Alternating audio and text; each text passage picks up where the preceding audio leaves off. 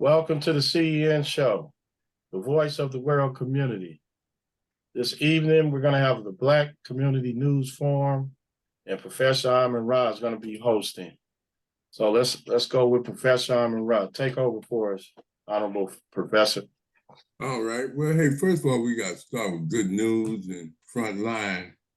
I want to start with this brother named Edison Orantes do Nascimento. Anybody know who that is?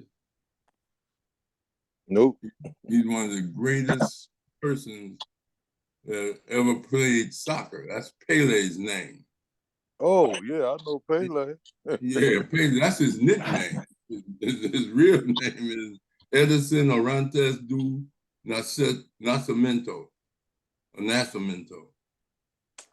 He, as you know, he made his transition, but because of his Black excellence as a soccer player, he revolutionized soccer. He did what Ali did for boxing, what Tiger did for golf, and what the Williams sisters did for tennis. And I mean, this brother, one said these people were fighting a war. They stopped the war so that they could play the soccer game to see him play. That's how bad he was. You know what I'm saying? But so we appreciate that goodness that he brought in the world. May none be left, and may he always be forever remembered. And they had a big old, they had to go to a stadium for his funeral service. And I mean, it was like a head of state in Brazil. You see what I'm saying? And it's just a beautiful thing to see the commemoration of a brother like that who meant so much to so many people and was respected around the world for his contribution as an athlete, but also as a person that dealt with political issues and cultural issues in Brazil, and just a brother that stood out. The second good thing is this brother named Hank Willis Thomas. He's along with the Mass Design Group, they're designing for Martin Luther King a tribute in a park in Boston with just him and Coretta hand and arms. Nobody, just their hand and arms signifying the love they had for each other. He got that notion when Martin Luther King won the Nobel Peace Prize and Coretta was there, and they embraced, and then he saw how they just hugged each other. So he got the arms and the hands looking like they're hugging each other, and it was just a beautiful thing to see this brother design. It's going to be one of the biggest monuments in Massachusetts. So we really appreciate Brother Hank Willis for the design and for the commemoration, which is coming up this Monday as a holiday. His birthday is Sunday. And there are going to be parades, there are going to be discussions, there's streets named after this brother and his contribution. And we're going to dedicate an in-depth part of our show to his contribution to the civil rights movement and his contributions to human rights movement also. So we have to, he was a role model for young people to emulate.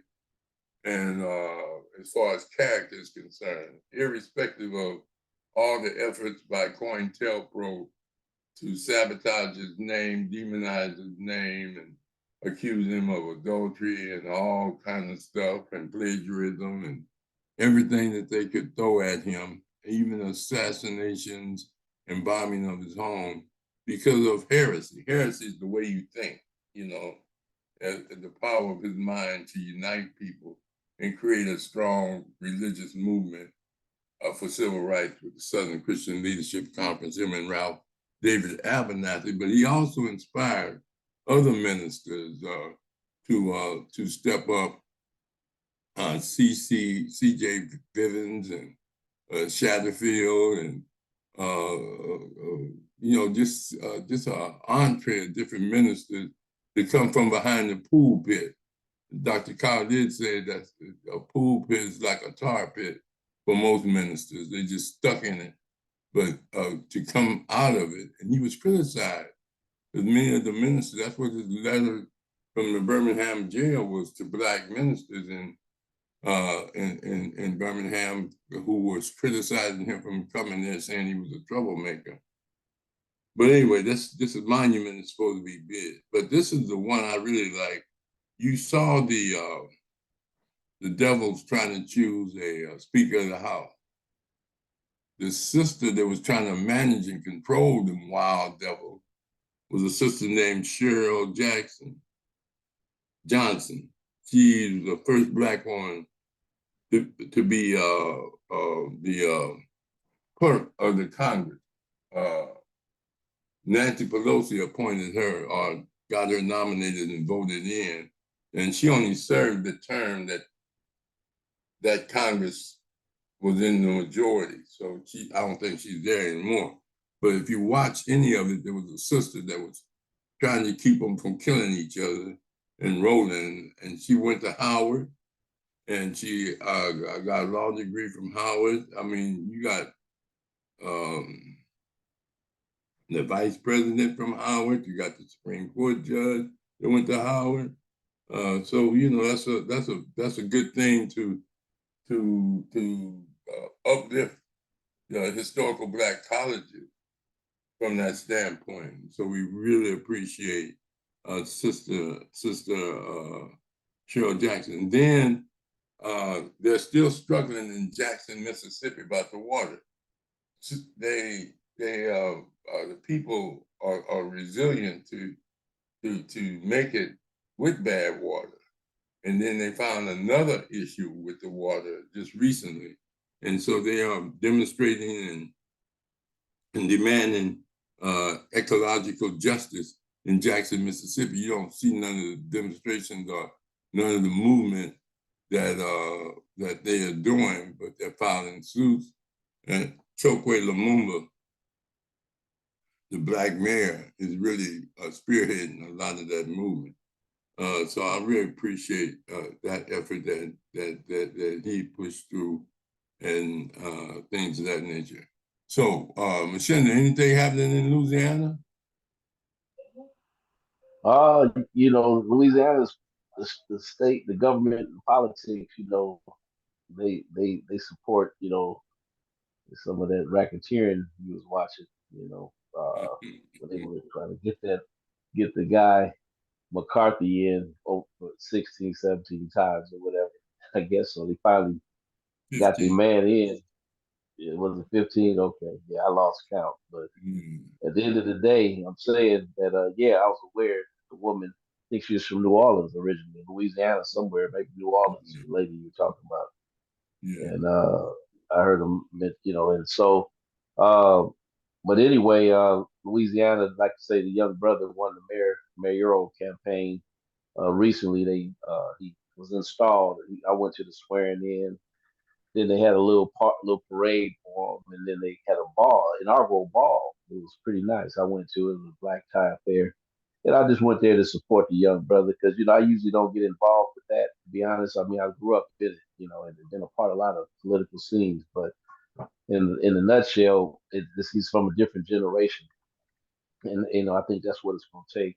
Somebody from the younger generation to make some serious change as far as on these grassroots levels with this local crime and things, things that's going on with young kids in the community, things like that. So he's at an age where he can relate to the group, more so. But then with the elderly, the elders, with the elders giving him support. He's created a cabinet and administration where he's appointed people in his administration, and he's got some folks around him, and a couple of white folks he got in there too as well, to not only balance it, but some of them that kind of supported him politically and also gave, and they got some a wealth of experience in certain things. So, but overall, he has a black cabinet and he's got a majority council, four black women. They were elected. two at large and two from districts, and so that was a plus. So anyway, it's exciting from that standpoint. I think that hey, there's some potential there to do.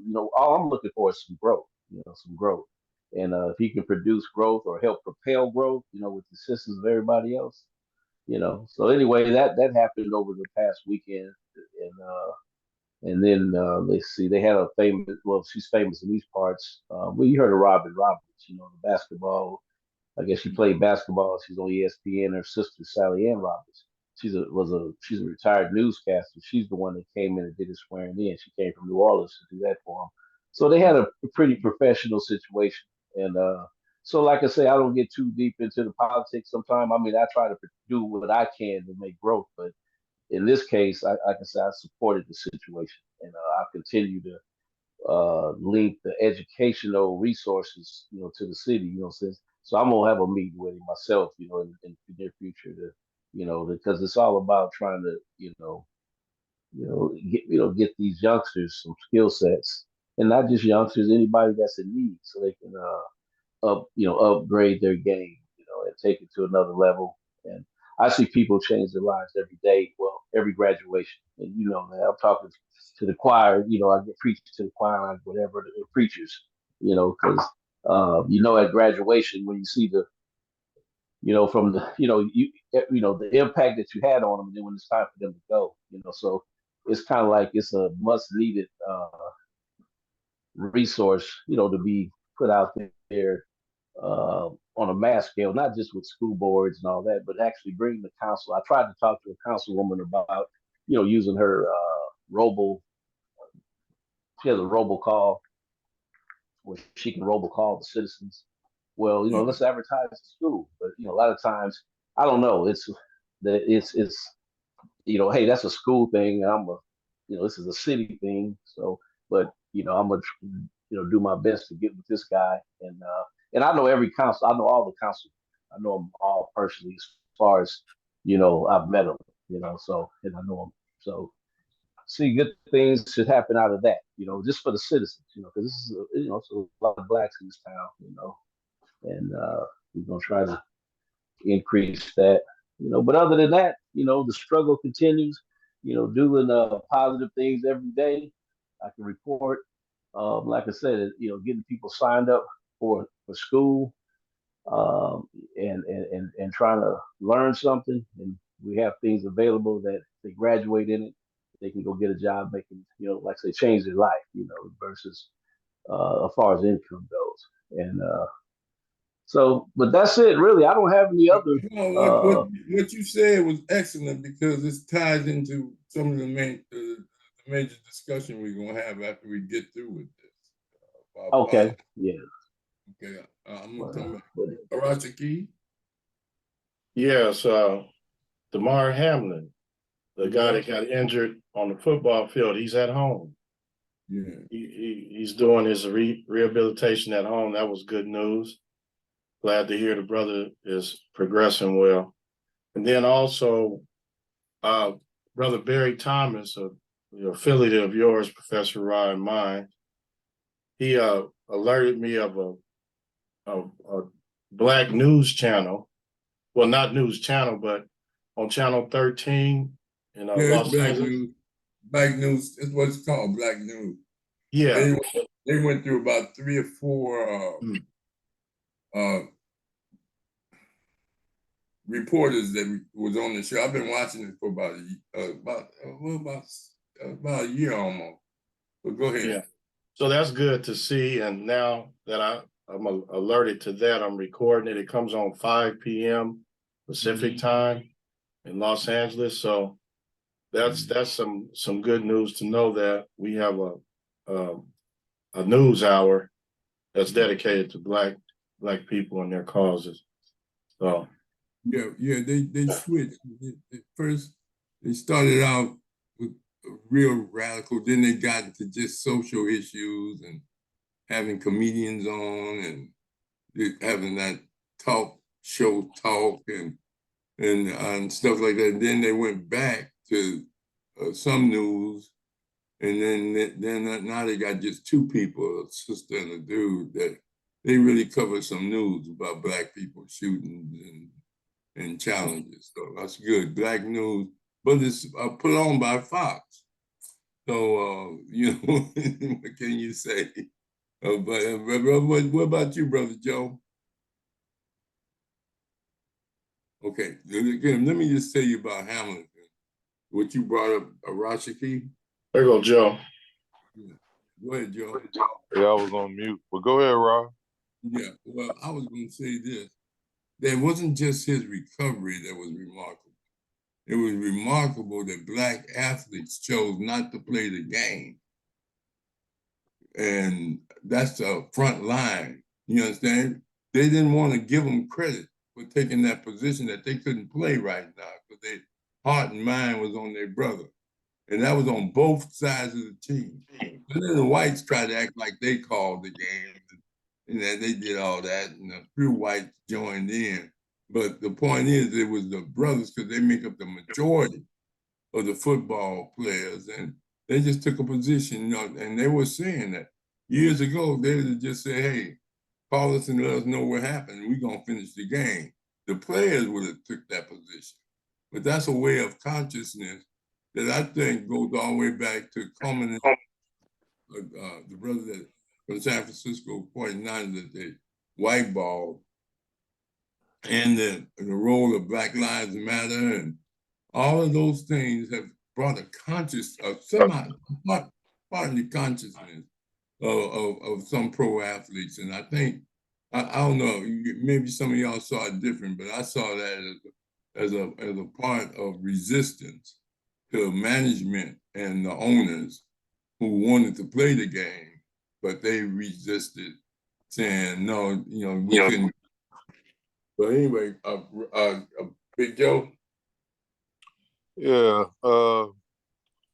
going back to the initial stuff about King, I just wanted to give a little shout out to some ministers who laid the foundation for him, like Willis Huggins, uh, William Edward Blyden. Those were some radical ministers in the late 1880s.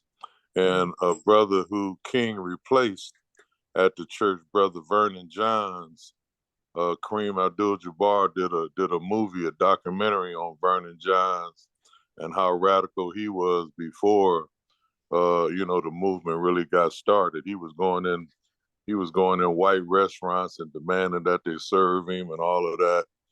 And he was had the church growing their own crops and operating and you know, selling their own goods from the church.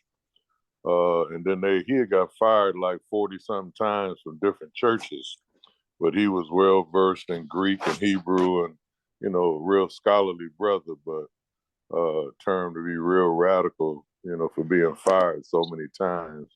And he didn't buy up into that. I remember one, I guess he was in the pulpit talking about his rabbit season and how a man was fined for shooting a rabbit out of season. And then he started, but when it come to Black people, you know, we always in season, you know, and it shook up the church, you know, leadership. They didn't want no radical stuff like that because they didn't want to rock the boat. I know y'all don't like rocking the boat. He said, but I'm a boat rocker. And anyway, he got fired. And they brought King in to replace him back at whatever that church, the first church King was the pastor of. And let me say this about what's happening. Well, let me deal with Jackson, Mississippi first. One of my players from Linwood, where I don't know if you remember a kid named Kali Williams, but he's down and helped his brother Lumumba get elected. And they had some kind of Malcolm X Center down there where they were growing their own food and doing a lot of stuff like that. And I'm sure he's all up in that water thing because that's the type of brother he is. He left Linwood and went up to UC Davis and started a radio show up there. And he was on the FBI most wanted list and all of that. He was taking kids to Africa on tours and whatnot. But what I want to wrap up with is what's happening locally right here.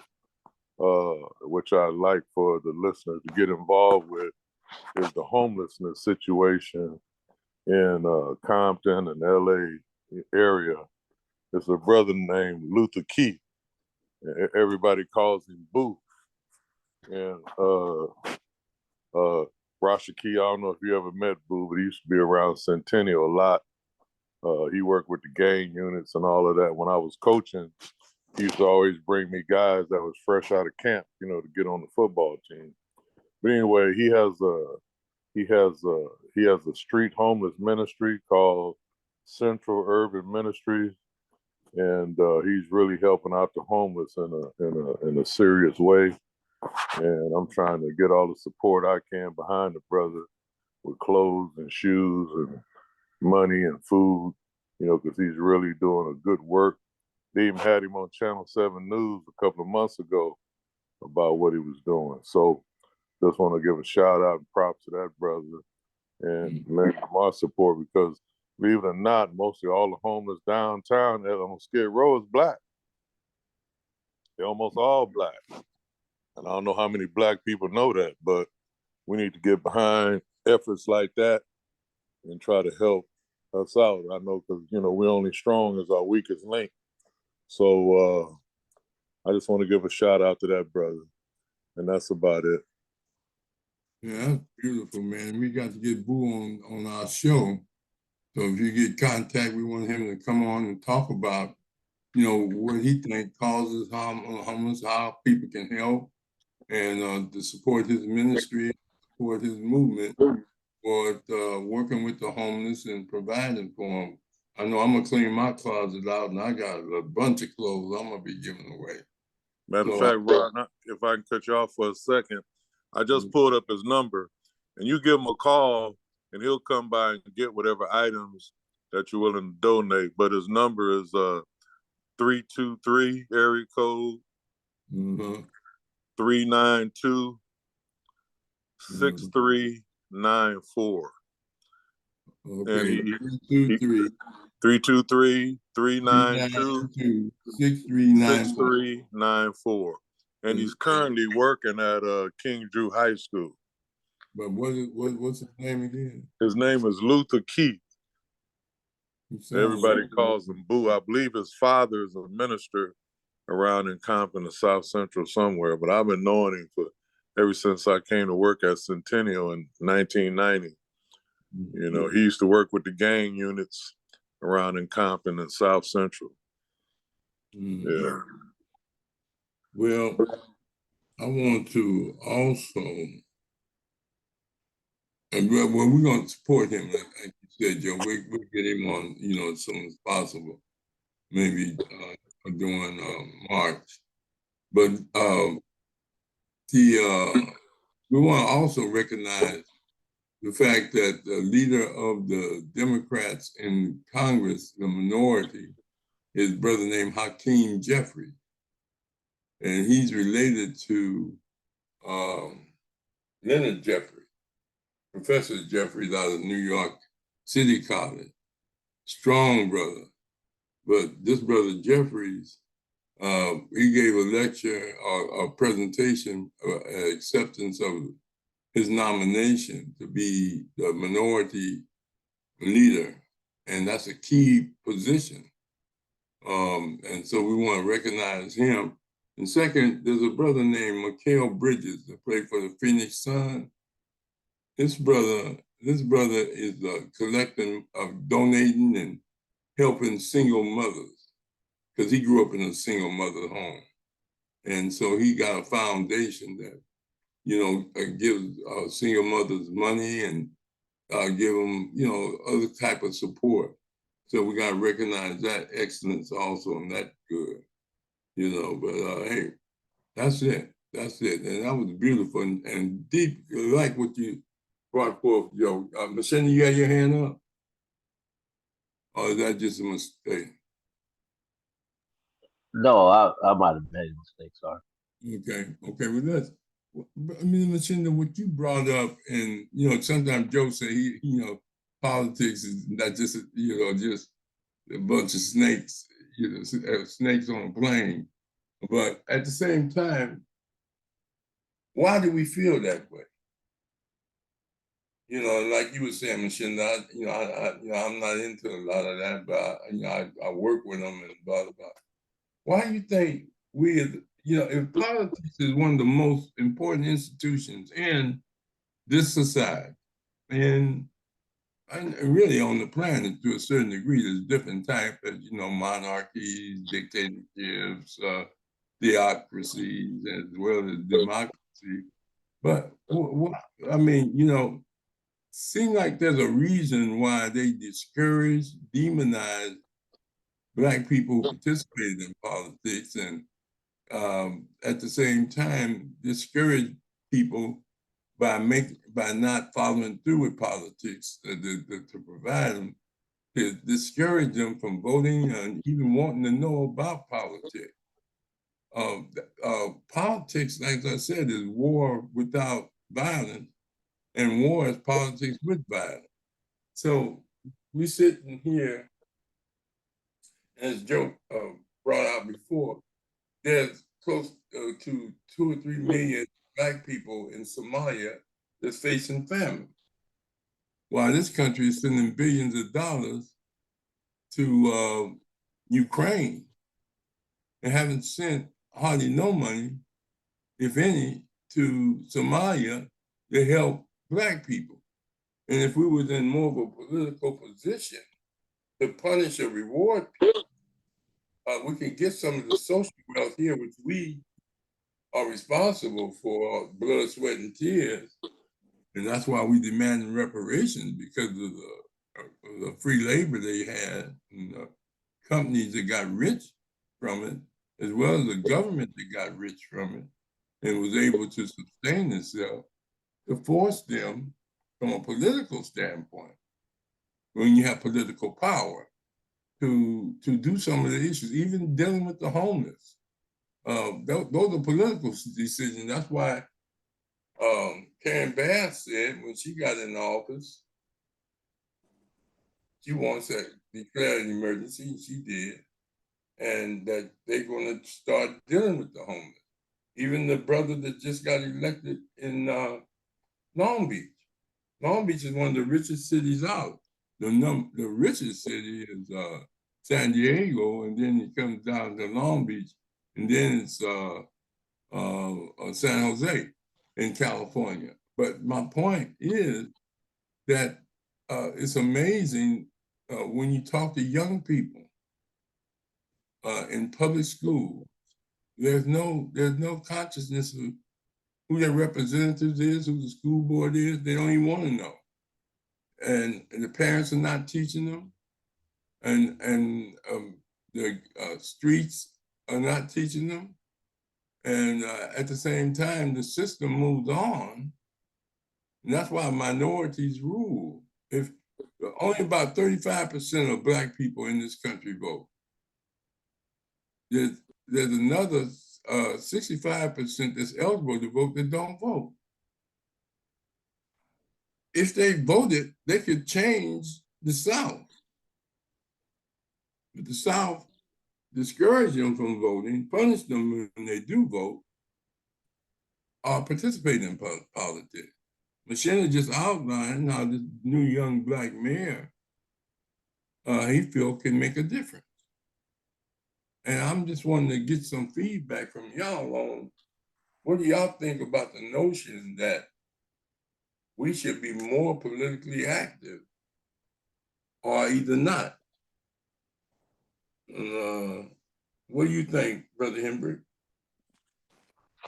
Well, to correct you on my saying that I used to say is truth. When it comes to politics, truth is just a word that rhymes with Baby Ruth. And I can't take credit for that. I took that from Brother Kaleem Akil back in the day. He used to put on political forums for Compton. But anyway, I like the opinions of Claude Anderson when it comes to politics, about how we got to put our stuff together in a voting block. Because number one, it's not enough of us, even in our own communities today, because our communities they've scattered.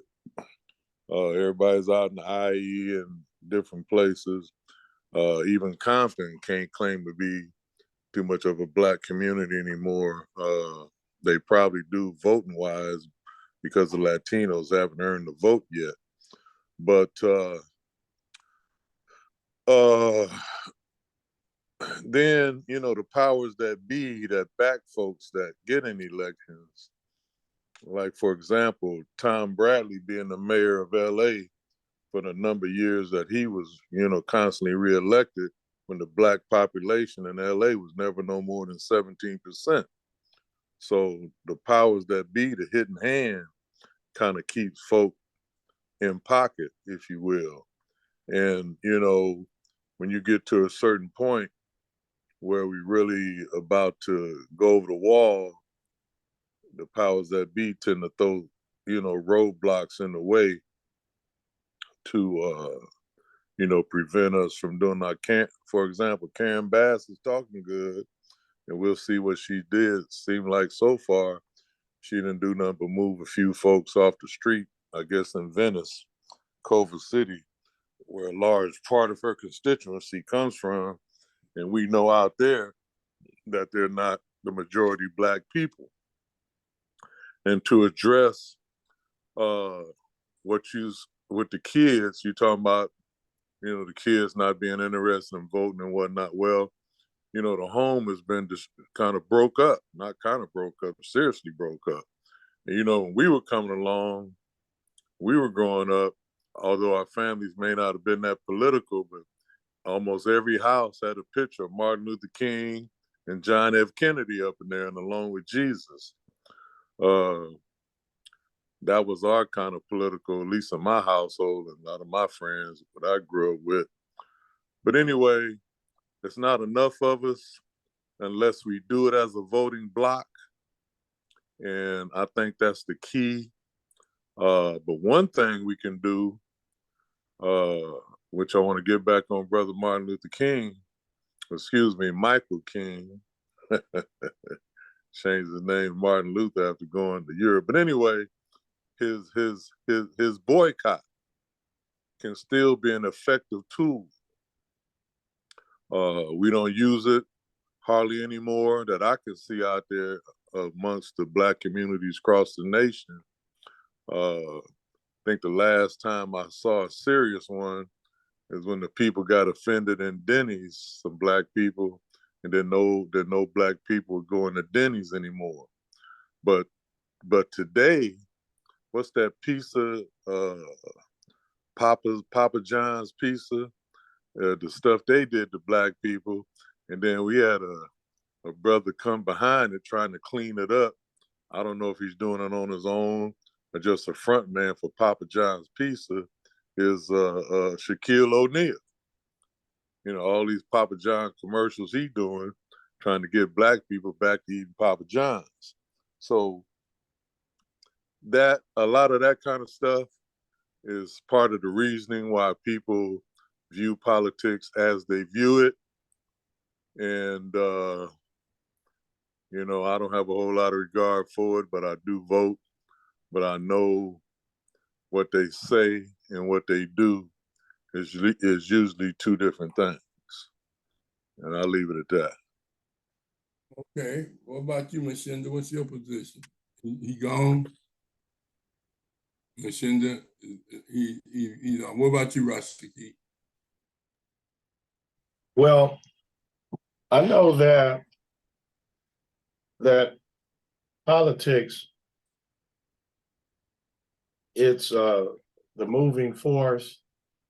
It's the governance, and if you're being governed, you should have stake in that governance. And supposedly the United States is for the people. So I think that you should be politically inclined and politically aware of what's going on that's driving everything that's pertaining to you. So I was listening to Professor James Smalls, and he was really inspiring. And it got me to thinking that we have to not only be politically aware, but we have to participate. And like Brother Joe was saying, voting in a block, we have to groom politicians to serve our interests. So that's something that we have to be, that has to become a part of our lives. The things that we participate in are not, I mean, a large amount of people, not only Black, participate in is things that are distracting them and not serving them in a way where they are politically inclined and aware. So we must become politically educated and participate in the process, because it has to do with our daily living. So I think it's very important that we become more politically inclined and aware, and then also become a part of the process in the way that people like us we can begin to groom younger people to go in the areas of politics, so we can have a stake in, matter of fact, the things that we want for ourselves. Well, Malcolm X said, "Ballot of the bullet." You couldn't be more radical than Malcolm, and more conscious, and more disciplined, and more focused, and more of a deep thinker and courageous leader as Malcolm X. Second, you know you're going to have perpetrators of injustice, corruption. You're going to have collaborators, and you're going to have victims. We've been victims. But we have some Black people that collaborate with white. We've always had that throughout our history on the continent and here. So you got to work around that. You know, it's big money. You don't know, it's big money in Uncle Tom, and it's big money in, selling out. Look at the Black people that were at the Republican Congress, that's in the Congress. I think it was two of them, and they saying they don't believe in, they don't believe that you should. They believe in critical race theory, that you shouldn't be teaching about Black history, and that's what the guy did said in the interview. This is the Black Republican. Now that's a collaborator as far as we're concerned, but we do vote in the block on national and statewide elections. It's local elections that we disagree with people, for whatever reasons. School board, city council, sometimes even the county supervisor. But for the most part, when it's come to state office and national office, state senators and United States senators and United States Congress people to a certain amount. That's a national representative. And the only office that everybody vote for is the president. They don't vote for vice president. He chooses vice president. But that's when the whole country votes, and they only vote for one person, that's the president. Everybody else votes for their interests in their own state, own county, own city, and own district, and personally. So the politics is very important, but political science is something that had to be taught from a revolutionary and conscious way, not just a way of studying about voting and the nuances of running for office and doing those type of things, in the history of American politics and Euro-American politics. When you take a political science class, that's all they talk about. It's Philadelphia ringing the bell and blah, blah, blah, blah, blah. We have to talk about using it as a tool in struggle and motivate people to be. I agree with Joe. A lot of Black people are not in their homes, but those homes that they are in should be political and political conscious. And one of the reasons is because the system has done a good job. Oppression make you don't want to participate in the political system because it's such a key system with regards to who's going to be spending the national treasure and who's going to provide social, national, federal assistance in solving problems and in doing things, and at the same time dealing with social development and justice. So I agree with Joe about the collaborators and the people that we put in office sometimes don't do what they're supposed to do, but that's no reason not to struggle more and build an alliance with other people and coalitions with other people and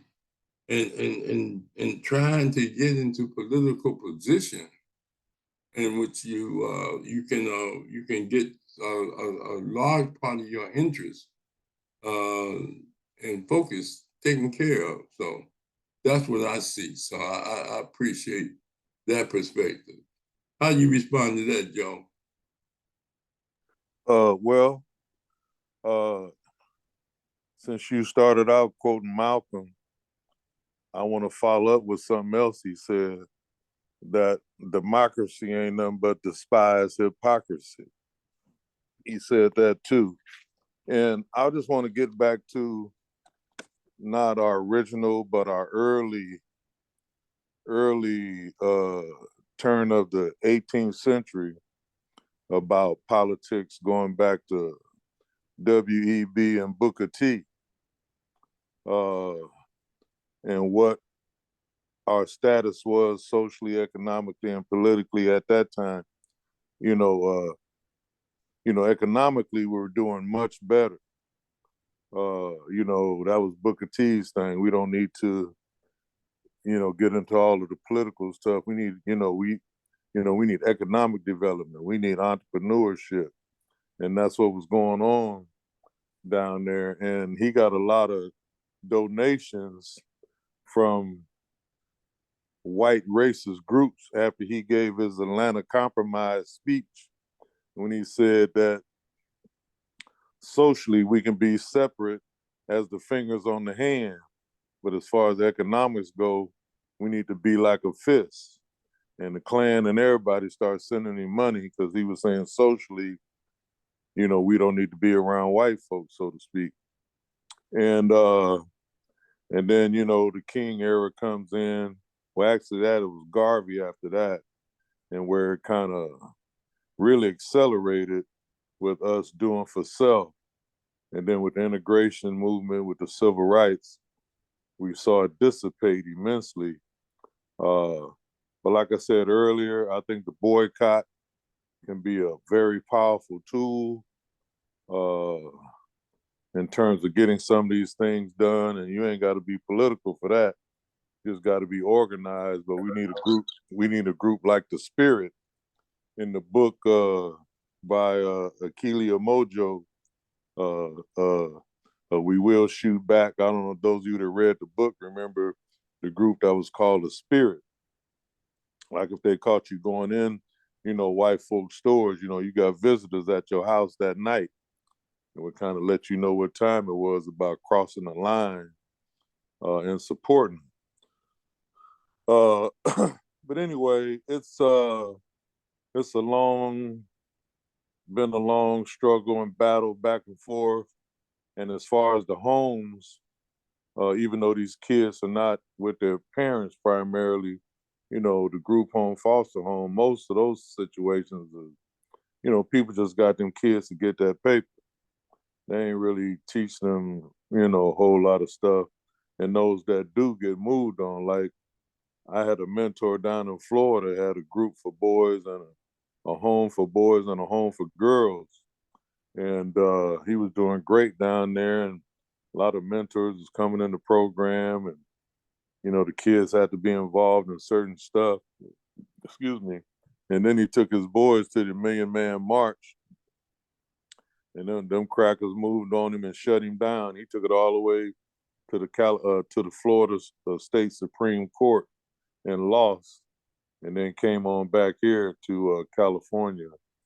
But you know, and like with most cases, whenever we get something going,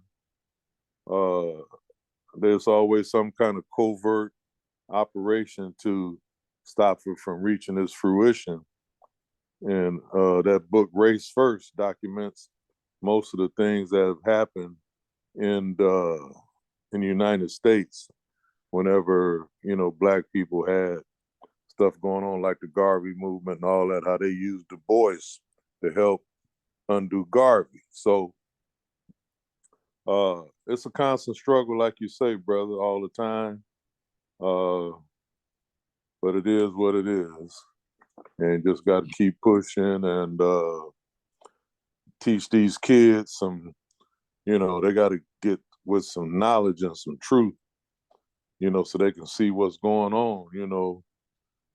If you can't even see what's going on, it's hard to get in the fight if you don't know who to swing at, so to speak, or what to swing at. So I was talking to somebody over the phone, and they are really animated about people referring to you as boss. I know many of you go to restaurants and stores, and the people working, you know, might refer to you at that phrase. Hey, what's up, boss?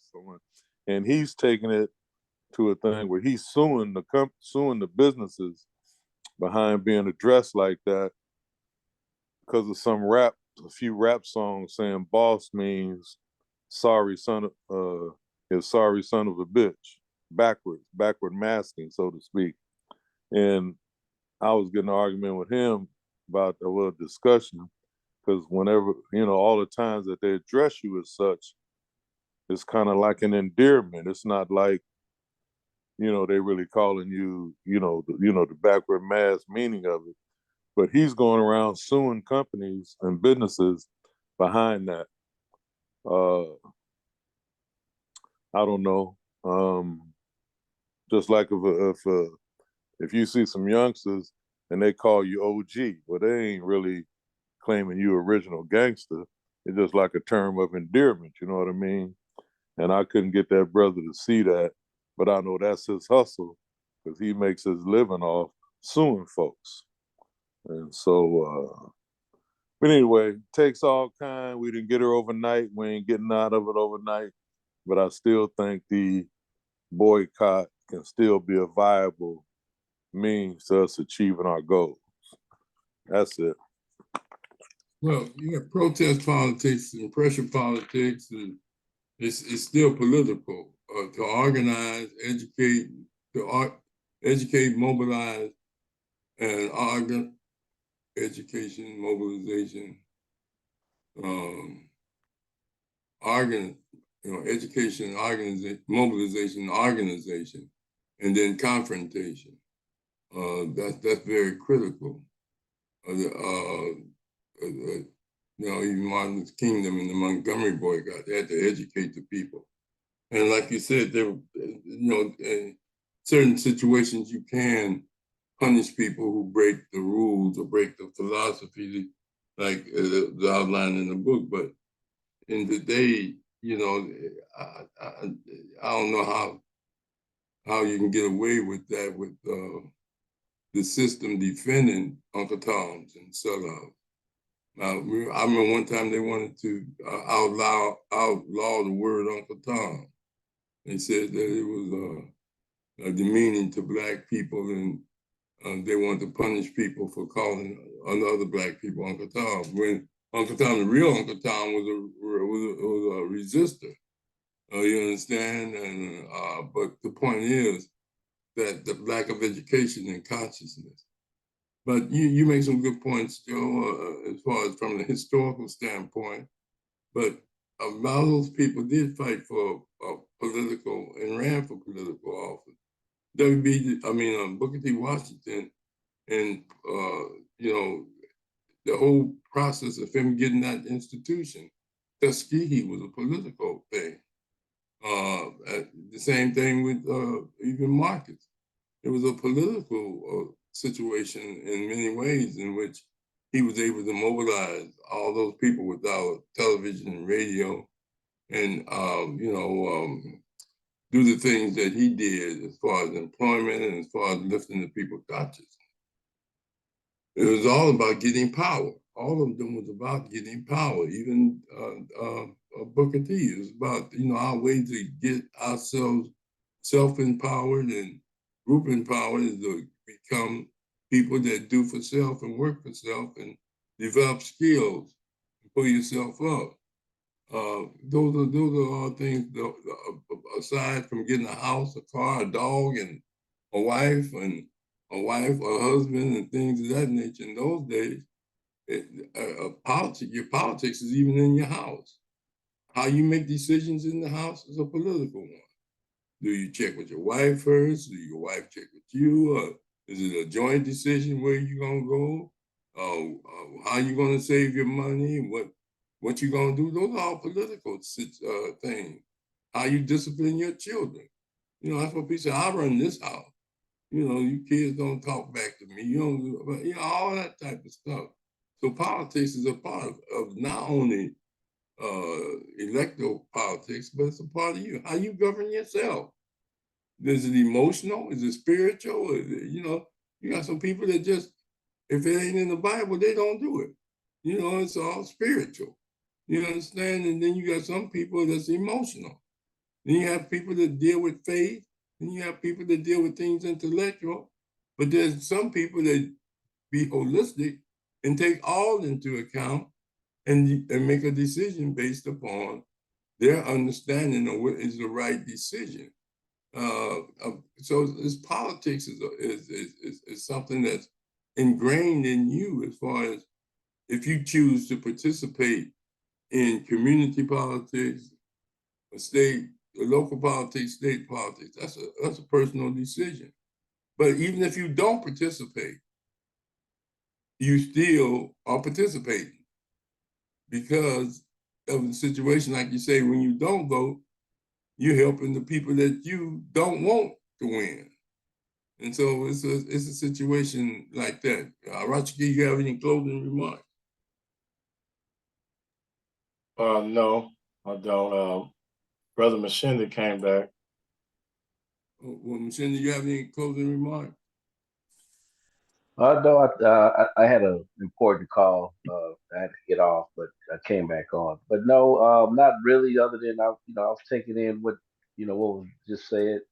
My brother Hembrick and yourself about various things as it relates to politics and things like that. I made a statement earlier.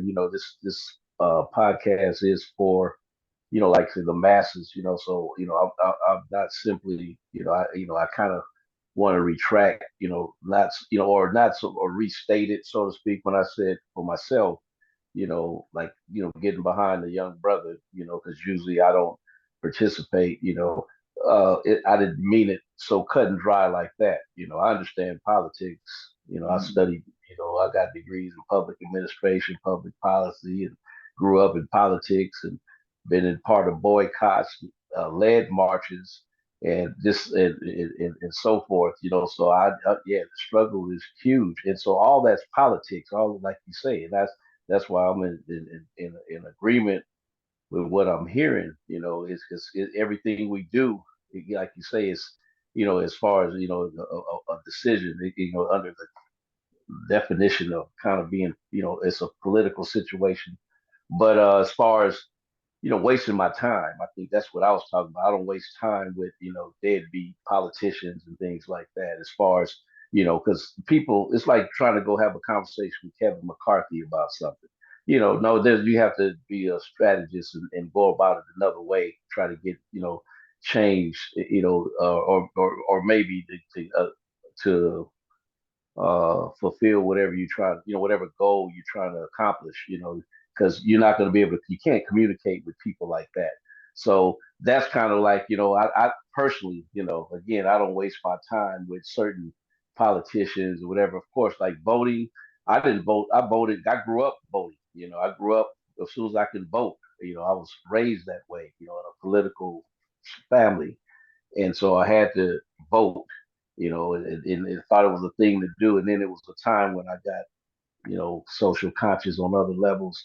You know, it's not so much, uh, I guess not having faith in the process is one thing, but it wasn't even that. It was more like, I was on some other thing where, that not only just for me, I can accomplish outside of that, although again, it's it can be a long discussion on my part. So anyway, so to cut it short, I'm in agreement with what you're saying. Everything is political in nature, and that I think even at local politics in particular, it has an impact on certain things. Like I said, now we're going to see what they're going to do with this tax base and do some things here. And again, it's and there's a lot of energy behind it. So for the first time in a long time, that there's a certain interest in what goes on, and of course the Caucasian counterparts, they don't want to. They're not willing participants. Some of them showed up to the events, but very few. And of course, they white flighted out. They live outside the city limits, so but they own property, they rent property, and things like that. And they still want to have a input on what goes on, but they kind of lost their grasp. And so my point is, their mind is made up. So it's kind of like, so anyway, I'm just talking about how I use my energy. Try to use it wisely. I'm getting older, so I try to be strategic in what I do, and if I see an opening, I'll take advantage of that, like a sports analogy. If I see a hole, I'm breaking through there, and so that's what I try to do within my own right, But I appreciate the conversation tonight, and I'm good right now. Good, good. Appreciate your perspective, brother. It's very important, very key, because you deep in the South and you dealing with that Southern mentality. And because a lot of people say, why people go to the South or why they left the South, because of the harshness and the lifestyle. But for a lot of people, that's home. That's where they were raised and that's where they are. It's like pigeons that you make homies, pigeon, you can let them go, they come right back. I mean, that's just their home.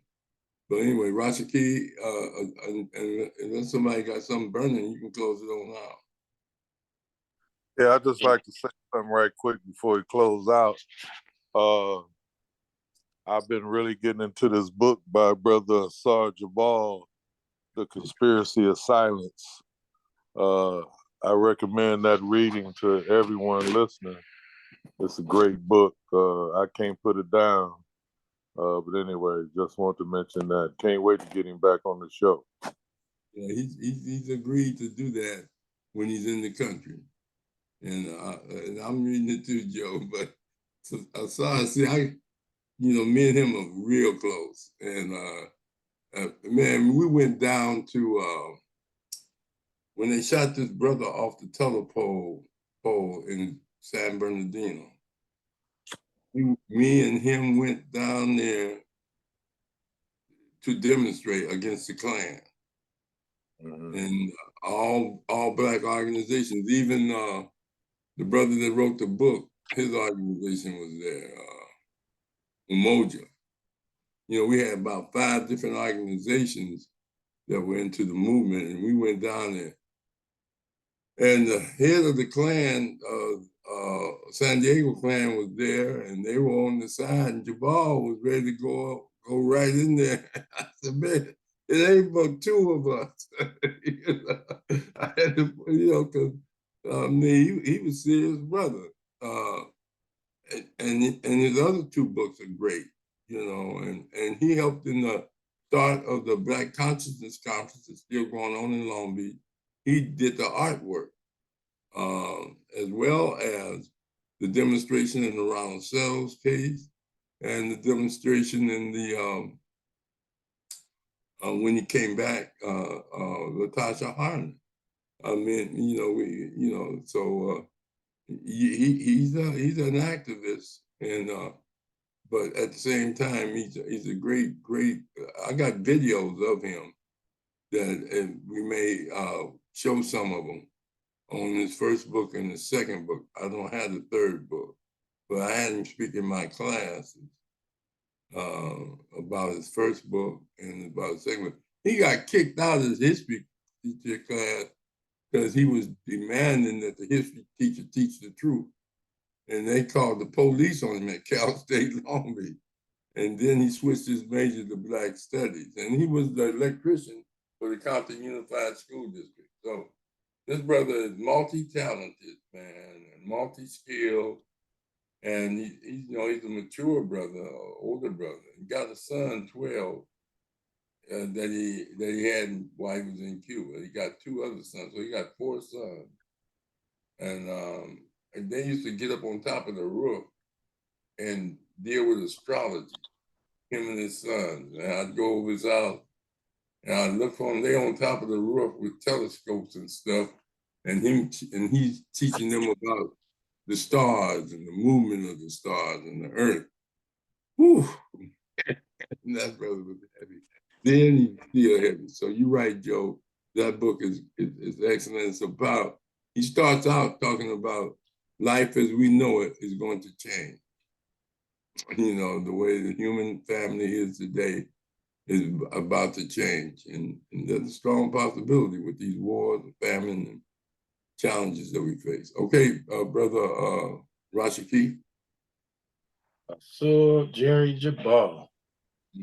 Excellent, brother. Yeah. Okay, who we got for next week, Professor Rahh, on Monday? Are you doing a? Oh, we're doing Martin Luther King.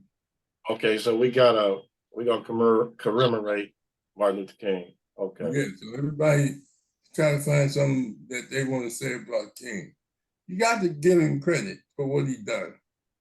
Even if you disagree with what he done, you got to give him credit for it. I mean, because a lot of people thought that the integration movement is our downfall. I started to disagree with that, but the earth is integrated. It's a European that give you false concepts through laws, and laws segregate you, but the earth don't segregate you. As Jabal would say, and as Joe would say, nature, white horses and black horses run together. White cows and black cows live together. Humans on this earth live together, and calling Mexicans immigrants, they're not immigrants, they're people of the earth. And if you fix up their country, then they wouldn't want to come over here instead of tearing it down and stealing all the resources. And, as Joe's brought out, everything that go into making cars and keeping computers going is on the continent of Africa. Well, why? But the African people don't control it because of the militarism of this country and the exploitation of Russia and China, all of them over there, robbing the resources and corrupting the leaders. And so, we got to face that. But anyway, Rashiki, go ahead. Okay, so on Wednesday of next week, we have Brother AK's niece. She's a professor. Her name is Dr. Ife Jai.